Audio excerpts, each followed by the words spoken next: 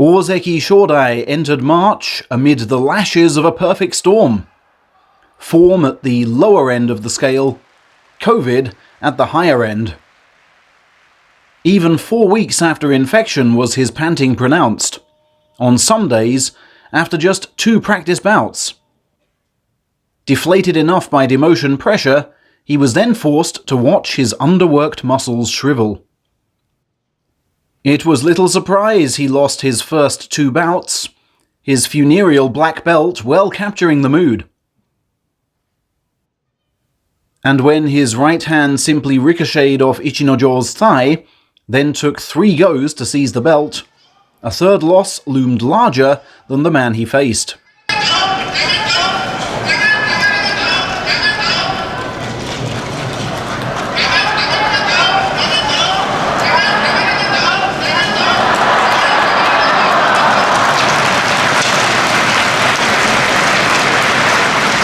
Then, when avenged for January's bump by Uda, without a clue how to charge, Shodai equaled Kirishima's worst ever start by a demotion-threatened Ozeki.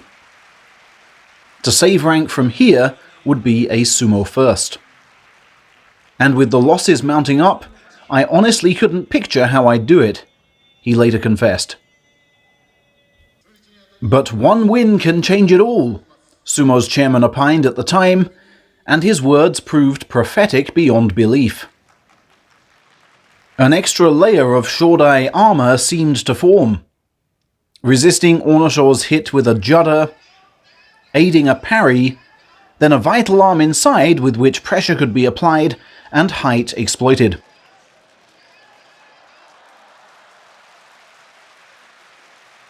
And although Tamawashi then scored freely, this was the last time in March that Shodai would truly suffer.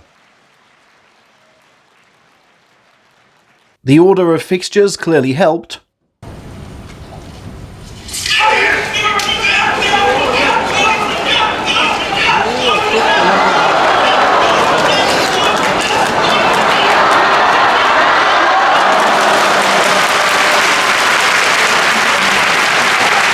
Meisei, who he often beats, overturned with inside left after pushing him hard on his highly bothersome back.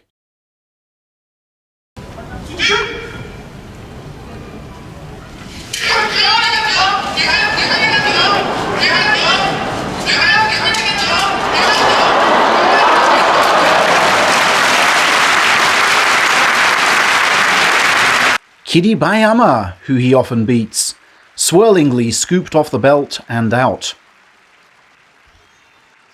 Vital momentum was thus gained for Hoshoryu.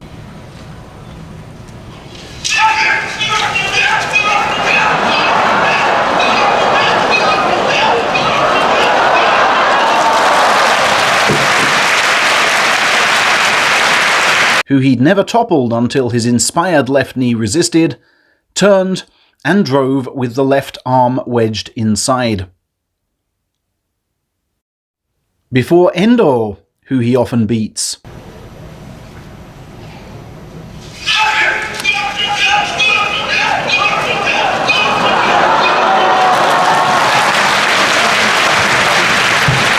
Was almost turned into a Y-spinning figure skater.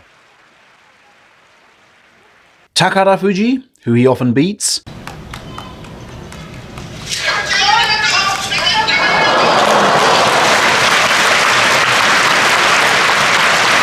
Had his favoured left blocked and support removed with a deft sideways flick.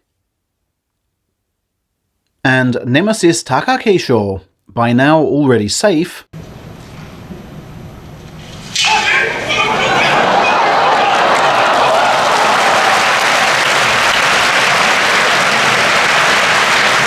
had little cause to exert, especially once his left was sent skywards.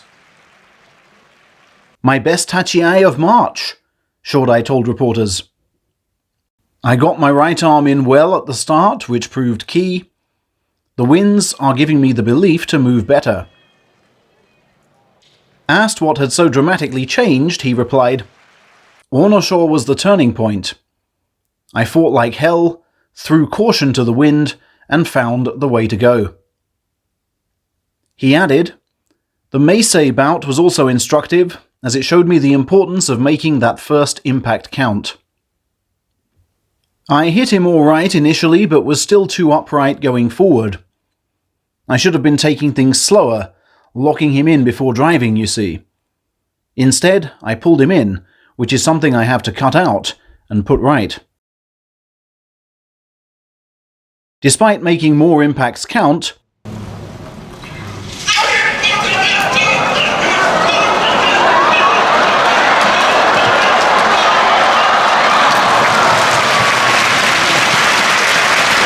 possessed Kotonowaka proved too much, ending Shodai's streak at 6 with a right-led attack of stinging shots to ribs and throat before finally trapping the belt.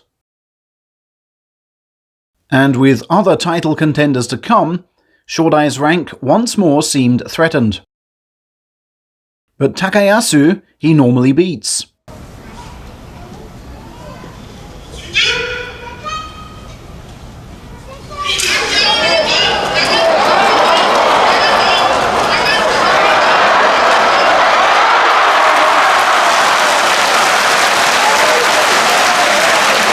And the trend continued with a marvellous defensive scoop as his nervous foe's legs simply froze, preserving his rank with a bout to spare. "And had I not done that," he later explained, "I might well have been tenser for my closer."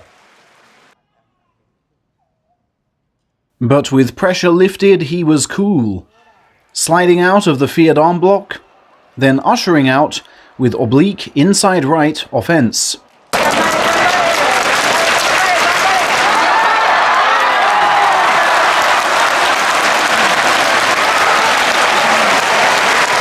Eight and 1 from the final 9 might well raise eyebrows, but Takatoriki, always first to cry foul, vouches for him.